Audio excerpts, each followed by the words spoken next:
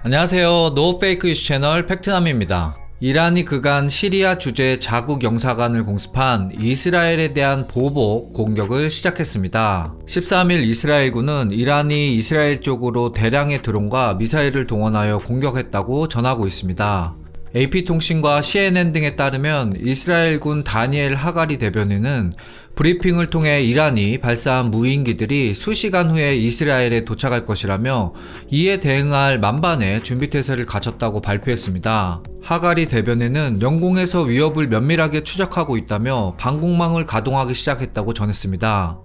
이러한 기사들을 확인하며 대한민국은 대드론 방어체계에 대한 준비가 되었는지 의문을 가졌습니다. 북한은 지난 2022년 12월 무인기를 서울 용산 대통령실 일대 상공까지 침투시켰는데요.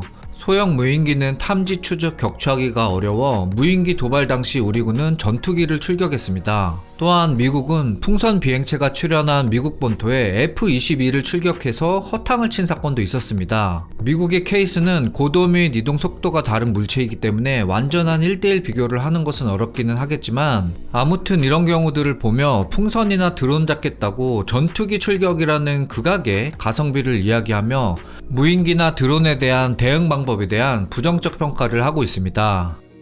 대한민국은 국방과학연구소 주도로 하나디펜스가 개발에 참여해 K-30 비오를 개발했습니다. 1983년부터 개발되기 시작해 총 6년 동안 연구인원 600여 명, 개발비 289억 원을 소요하여 1996년 말 초도 생산이 이루어졌고 1999년 체계를 완성했습니다.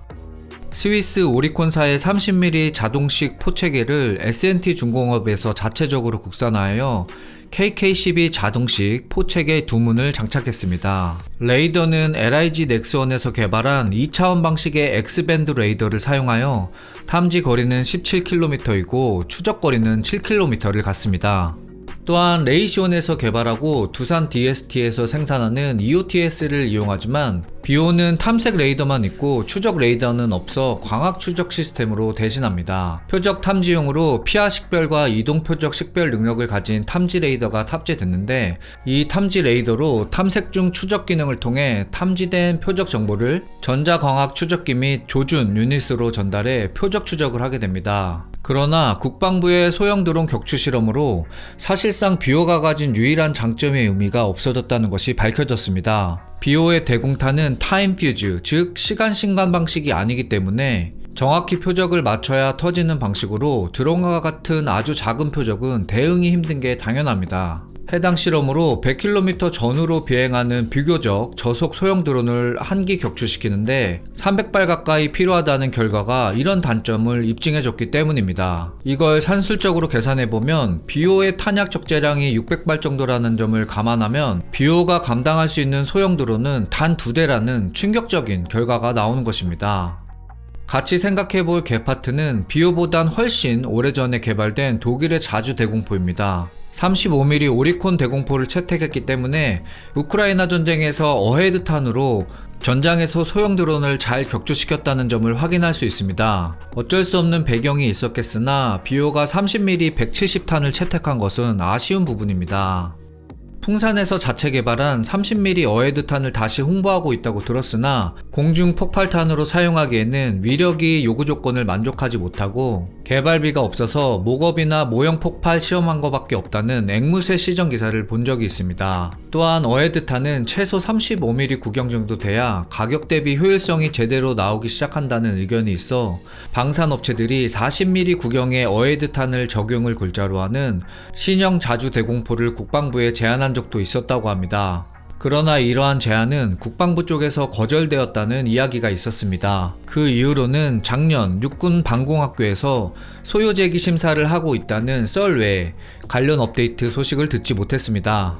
물론 신궁을 결합해 비오복합을 만들어냈으나 걱정이 되는 부분은 현재 이스라엘을 공격하고 있는 이란의 소형 드론 몇백 대를 고려한 이야기이니 신궁에 대한 이야기는 하지 않도록 하겠습니다. 사실 저는 이번 이란 드론 사태를 보면서 그동안 군과 매체에서 비오복합을 무인기와 드론의 천적이라고 자랑해왔다는 부분이 염려가 됩니다.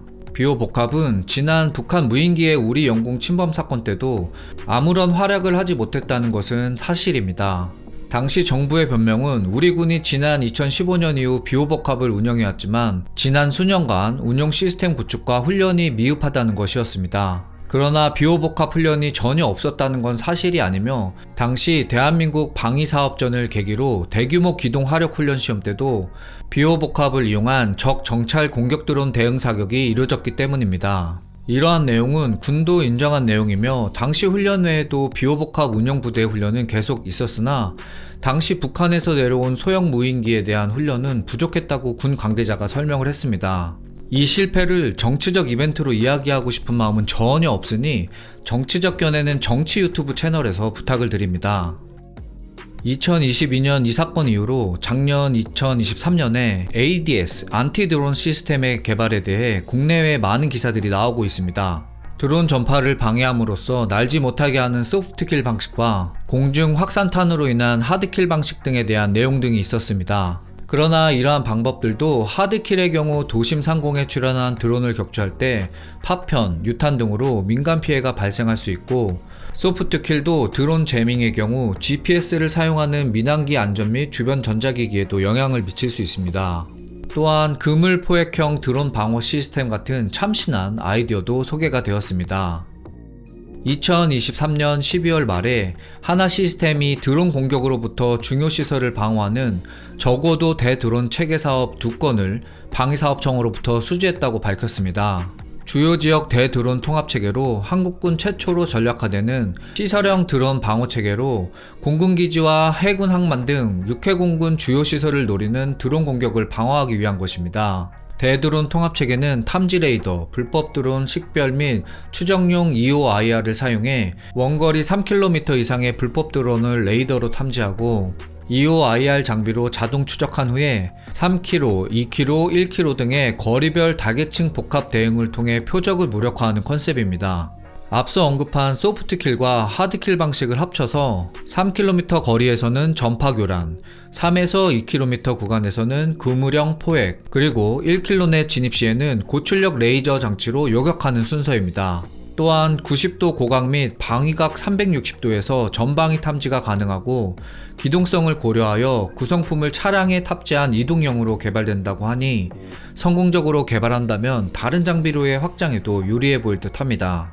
말씀드린 드론 대용 타겟층 복합 방어 체계의 계약 기간은 올해 12월까지라고 하니 해당 결과가 나오면 업데이트해서 알려드리도록 하겠습니다. 해외 사례도 하나 확인해 보도록 하겠습니다. 영국 국방부는 드래곤 파이어로 불리우는 레이저 무기로 지난 1월 스코틀랜드에서 공중표적 발사 시험에 성공했습니다. 이를 통해 생산 시기를 당초 계획한 2032년에서 5년 앞당겨 2027년으로 예상하고 있습니다. 영국 국방부에 따르면 1km 떨어진 곳에 있는 작은 동전을 맞힐 수 있을 만큼 정확하다고 전하고 있습니다. 레이저 무기가 드론과 같은 목표물을 격추할 수 있는 미사일의 저렴한 대안이 될 것이라고 영국은 기대하고 있습니다.